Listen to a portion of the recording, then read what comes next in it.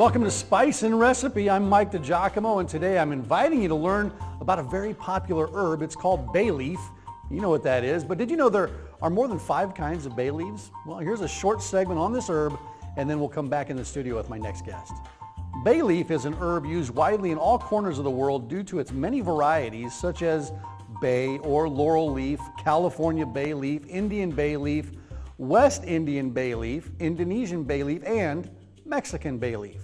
Although they are called bay leaves because of their similar shape and fragrance, in fact the bay or laurel leaf is the only one that comes from the laurel tree or sweet bay tree, an evergreen tree native to the Mediterranean region. Bay leaves are used as whole, either fresh or dried and ground. They are great for pickling vegetables, marinating meats, flavoring stews, and fish. The bay leaf is shiny and has a delicate aroma but a bitter taste. They're usually removed from the dish after cooking, but when ground, they are safe to eat. In ancient Greek and Roman civilizations, bay leaves symbolized victory and the wreath of laurel-crowned winning athletes. The leaves, which contain 2% essential oil, are also known for their antibacterial properties or are used to fight type 2 diabetes and slow the growth of breast or colorectal cancer cells. Sold in every grocery store, prepare to spend between $2 to $12 per 1 ounce of bay leaves.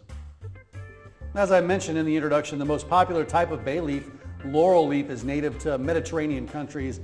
And I'm taking you there today, one of the smallest countries of the European continent, Albania.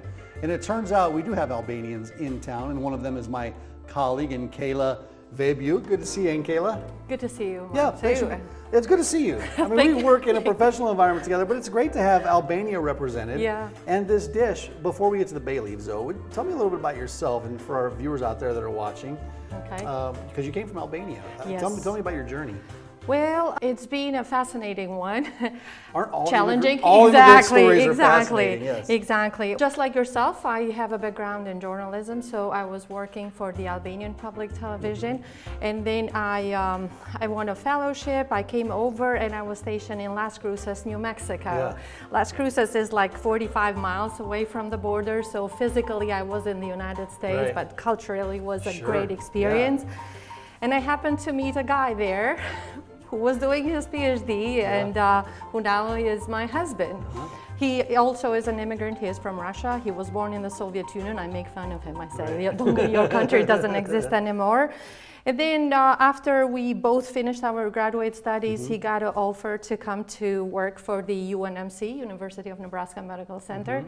At first, I didn't want to come to Omaha. Yeah. Well, how long has that been since you've been in Omaha? That 2005. Okay. 2005. So that turned into 17 years. 17 years, and we came over for only 2 years. He was a postdoc. After his doctorate, he had to go through a training period.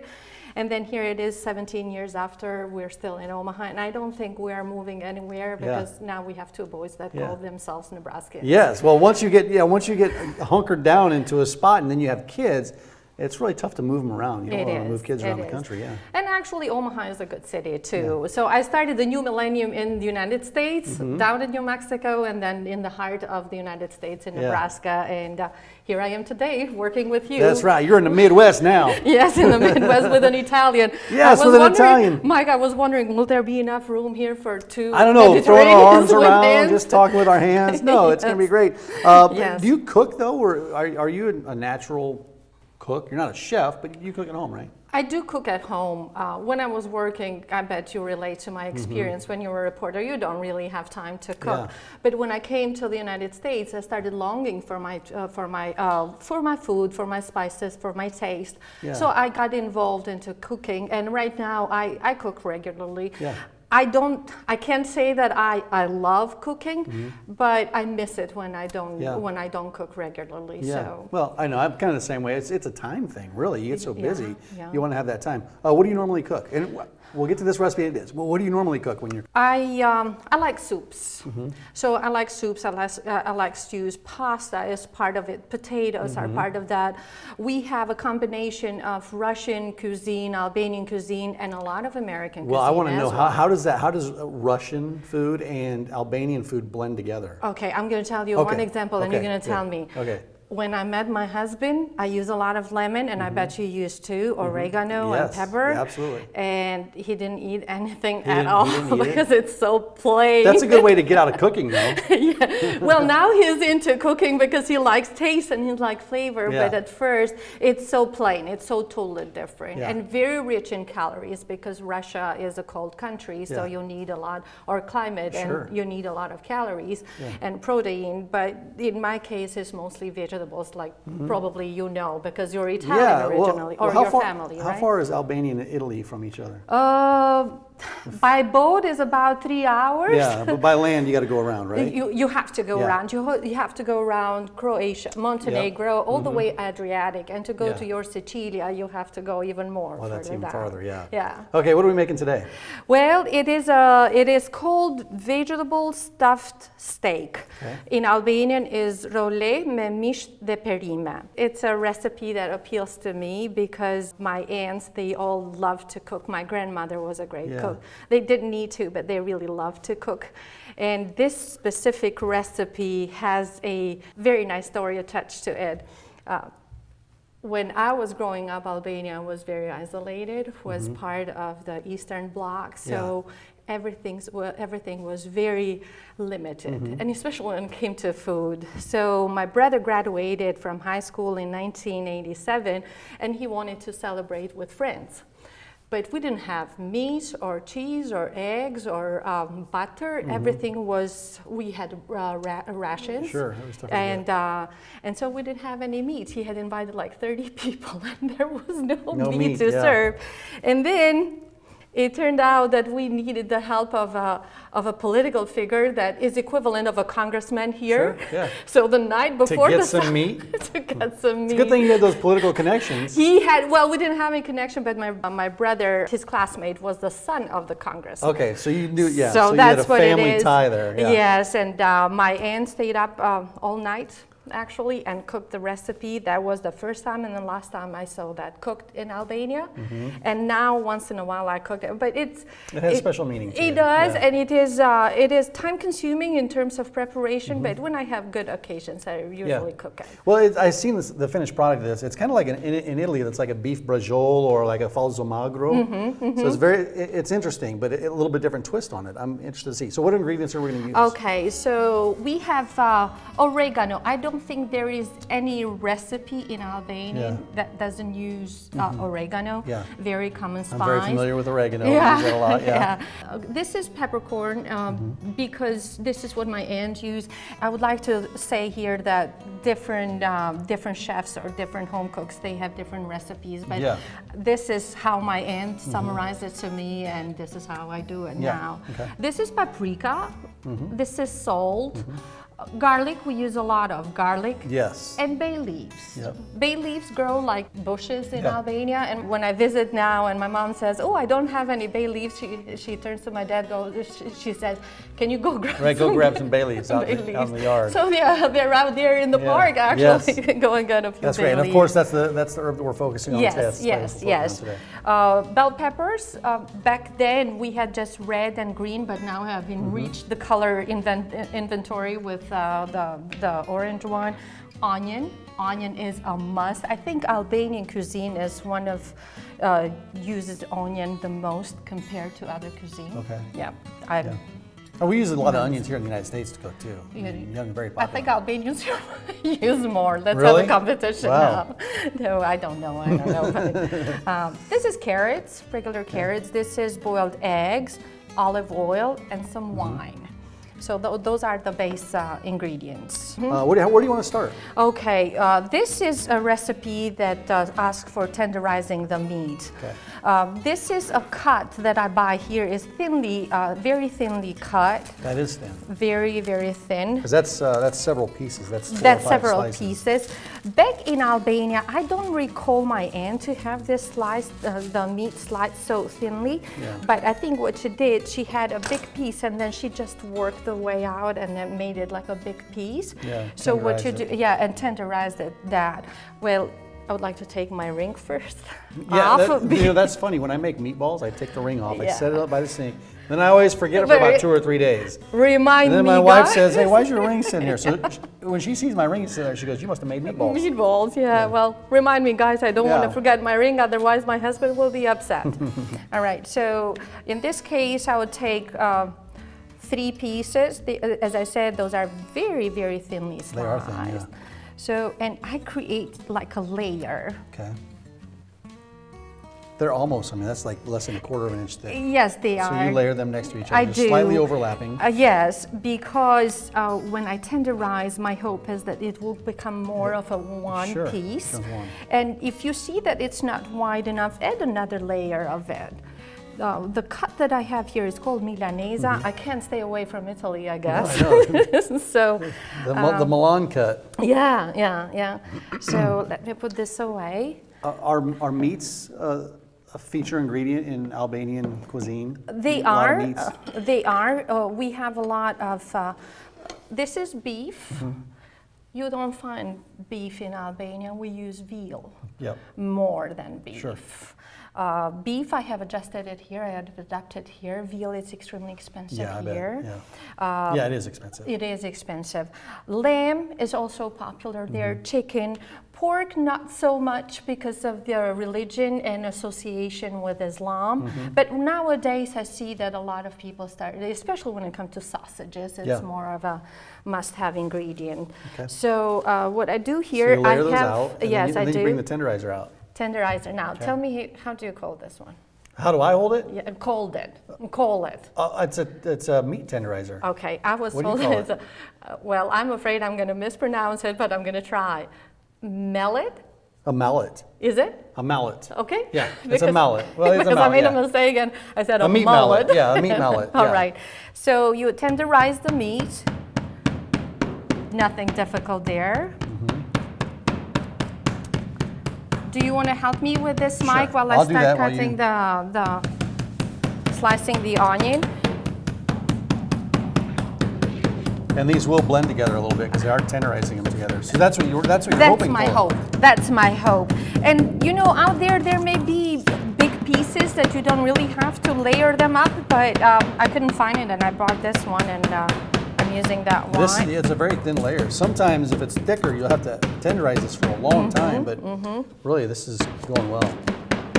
And you use a yellow onion versus a white. Do you like the yellows better? You know what? I didn't know much about onions. You just grab what was on the shelf or what? Now I have started to pay attention, but what I've noticed is that.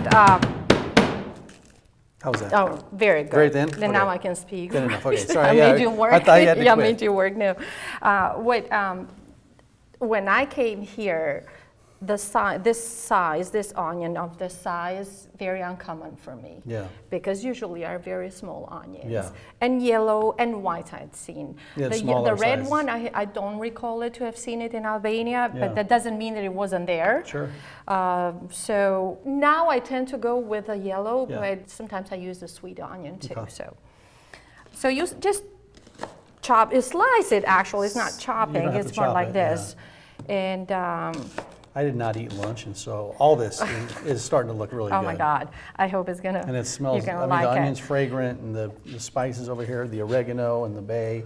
The oregano, isn't it? Yeah. Magic, and the bay leaf. Mike, if you would like to help me with the green peppers. Yep. Actually, that's orange. So what I do, Do you want me to do the orange too? Yes, yes. I just slice it like this. Somebody taught me a good way to cut peppers, and I can't remember what it was, but I do the old-fashioned way. I just attack it like I am. And how big do you want these cut?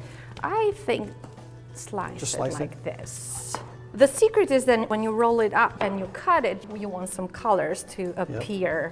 You know, it makes it look good for the eye, and if Yep. it looks good for the eye, you're gonna eat it. I'm gonna slice this one. Okay, so we cut those this up. is We cut one. cut the green, orange, and red peppers. Add some onion. If you want to cut the garlic, I did peel off the garlic. My husband helped me with that. Yeah. And you Do just you want it? half Do them. you want it sliced, chopped, or how just do half them. You know, just Just cut them half in them. the middle. Yeah, yeah. So that's That's the one. And I also will slice the carrots. So we do have all the colors here. Onion. And how many of these do you want? How many cloves of garlic? You want me to do all of them? Yep. Yeah. Oh, yeah. We use a lot of garlic. That's fantastic. Yeah. That's what I like too. Yeah. Garlic is I love garlic.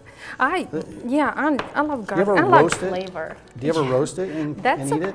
That's something I learned here. Yeah. Yeah. So I do that here, but you know, Mike, it was 2000 when I left Albania, and at that time, we're still trying to get used to the idea that we're a different country in a different political regime and mentality. So I was a little scattered at that time. I wasn't paying attention too much to what was available and all that. Yeah. It was more to figure out what I'm going to do with my life at that point. Well, your family, you still have family in Albania, right? All my family. Yeah, your mom and dad? Mom and dad. I have a brother, and I have mom and dad. What do they do?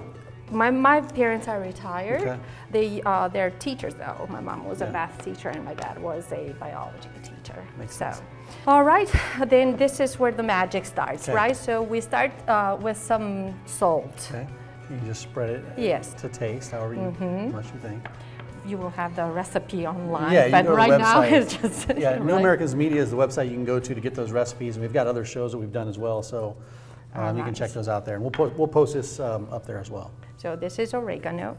Be generous with oregano in the Albanian cuisine. Yeah. You really can do that. And then some peppercorn. And you keep them whole like that? I like pepper. I like that's probably a big it's bite not. though. Yeah, You want to yeah, and you can scoop them out at the end, but Okay. so I keep the whole egg. But I've seen recipes that they cut them in the middle. Yeah. But now I'm starting to layer my steak, Yes, right? it's like a brajol. When you do the brajol, we do whole eggs too. Yeah, you do? Mm-hmm. Okay. Yeah, keep the eggs whole, All the right. hard-boiled eggs. Yeah, those are just normal eggs, you know. So I put this one, and then I put the carrots. And I'm noticing now that your vegetable choice, it's very wide. You can do whatever you want. I just go with what my aunt taught me that day.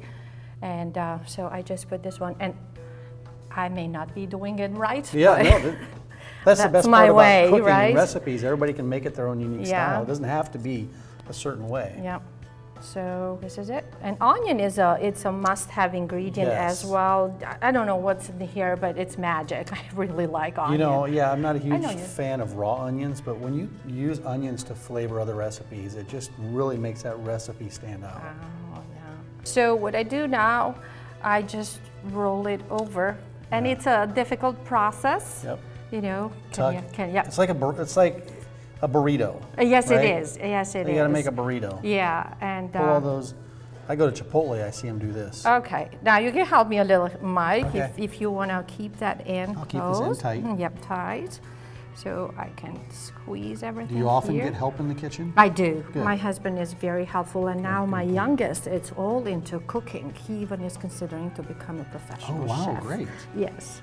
So. And then what do you do at this part? You tuck it and tie? This is. Tuck and tie. Yes. This is a recipe that asks for extra tools. I learned what you call this one here because I didn't know. String? Butcher block? Twine. Yeah, butcher twine, meat Yeah. twine, kitchen twine. Yep. So I just start here at the bottom. I insert at the bottom, Okay. and then I tie it at the top. Okay. Like this. Okay. And most likely professionals do it differently. This is more of a guessing game I've for seen me. like these professional barbecue guys that roll stuff up, and they have a special twine method that they use, and then it's got zigzags and Yeah, and you know, it's like a work of art the way they do it. But Yeah. really, you're just trying to prevent it from coming out. apart. Exactly. That's the purpose of all things. Sometimes I overdo it, like you Yes. will see Well, the which is product, the fine. final I mean, product, but It stays tight.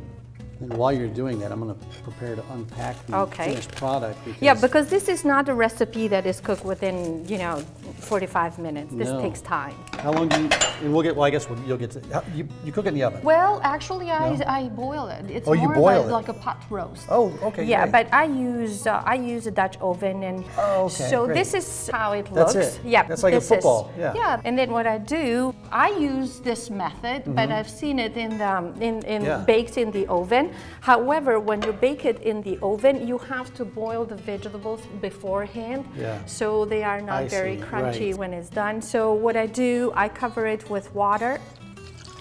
I've never done this method. I've always done the oven. With this oven, type of, right? Okay. The magic ingredient. Well, it's a pint glass. I like how the Albanians drink their wine. Look at this. They drink it in pint glasses. No, it's a measuring cup. I see what it is. It's a measuring cup. It's also a pint glass. You guys don't even mess around with the wine glasses. Just use a pint glass. Well, I just grabbed what I had, what we had here. What kind of wine is it? Well, just a red cooking wine? Yes. Well, this is Merlot. I use some Merlot, okay. but Cabernet Sauvignon would be a good one too. It goes well with steak. So, usually I use like half a cup, but it depends on the taste. Sometimes you can put more if you want. And plenty of olive oil. And our spice, which is the bay leaves. So there's our spice for the show. And you be generous with that too. Okay, just put in as many as you want in there. And then just you don't eat them, you just no, take you them out don't. later. No, you don't.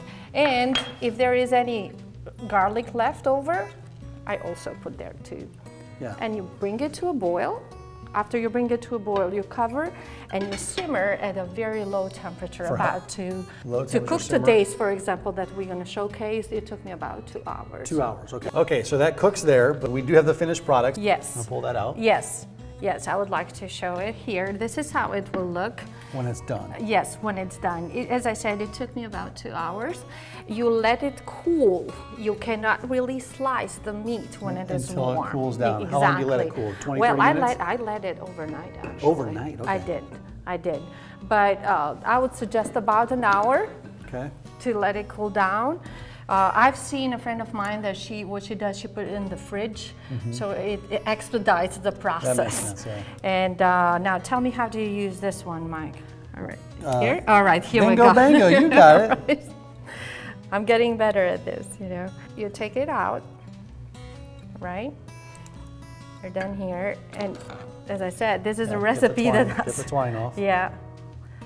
Ask for some tools here. And it's a messy recipe. I'm not saying that's easy, right? Especially preparing the presentation. It's a messy recipe, but hopefully you will like it. Yeah, I'm sure I will like it. Well, you're an Italian. Yeah, how could I not like this? Every recipe that you have, every ingredient that you have here, it's very familiar to you, right? Yeah, it is. Okay. Well, here it is, Mike. An idea. Since our cuisines are so similar, how about next time I put you on the spot and you cook a recipe? Yeah, I've got a recipe. I was, maybe a beef brajol, but that's very similar to this. So I'll stay away from that. I do have a recipe in mind. You do? I'm gonna cook it for you in the next episode. Deal then? Yep, next deal. time? Deal. All right. So what you do, you start slicing it, right? You do it a little bit of an angle. I do, and this is how it looks. So we have the peppers, we have the egg. Peppers, the peppercorn. Yeah, peppercorn. This is the red one. This is the orange one. I've seen a lady, she used zucchini, and it really looked really nice on camera. Could you use eggplant? Very, very nice. Eggplant in there? No, I don't know. I Albanians haven't had. No, we use You have a lot of eggplant, but not in this particular recipe. Yes, and I have cut some as well. If you would like to bring the one that I have sliced This is already. the final, and this is how you present it. Well, there is a little bit of story there too. Different ways to present it. Different ways. Okay. Right? So. What kind of cheese is this? Feta cheese. Okay. Feta cheese, we call it Albanian cheese, but you know how it is there. Everybody claims the victory and the glory. So when it is, and this is cold, but if you want to serve it with pasta or potatoes or rice, you will have to warm up the, you put it back in the oven, 325, 350 for half an hour or so. Do you eat it cold sometimes? I do, and that's what my Can I try this? Which one do I try? The new one? This one, well, both of them. You can try the new one if you want. Okay. And here, Mike, wait for me. Put some pepper on it. Yes, exactly. Gotta spice it up a little bit. Yes. You add any more salt or just no? Not too much taste, but you can try and you can add more salt if you want. Okay.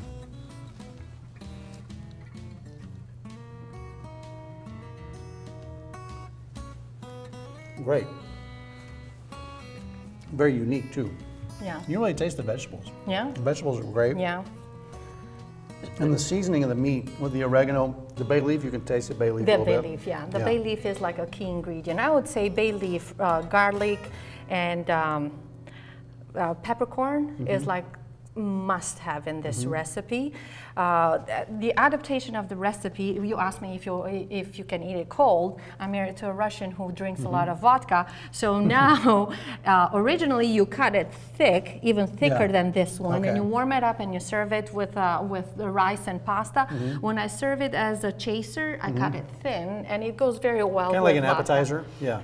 Yeah. Or when you drink vodka, usually you have a pickle or something. Right. So instead of pickle, you can have this. So your husband has the vodka with this. Yes, he does. Sipping on the vodka. When I cook it, but it's Eating not the very vegetable often stuffed when steak. I. Awesome. It's a great recipe. I love it. Thank you for sharing that with us. Well. We'll have to talk more and catch up more about Albania as well. All right. The community here in Omaha, is it you? Plus You 20, and two plus oth- 27. Plus 27. Okay, good. Well, there is an Albanian community. Yeah. And Kayla, thanks for being here today. Thanks for sharing this recipe as well. And if you'd like to go on and get this recipe, just go to newamericansmedia.com. That's the website that you can go to. Also, check out the social media channels, YouTube, subscribe, New Americans Media. All these recipes, all these clips will be on there as well. Some great recipes we've had over the course of this season and last. Yes. And so next time. Next time, I'm going to have recipes for you, okay? All right. And Kayla, thanks a lot. Thanks for watching out there. We appreciate you. Great recipes. Go to newamericansmedia.com. We'll see you next time on the show. Have a great day, OMA and USA. Hello, I'm Mike DiGiacomo, host of Spice and Recipe, The Origins of Flavor. If you love spices, then this is your channel. Subscribe here to learn all about the flavors of food and life as we travel around the world. We'll see you soon.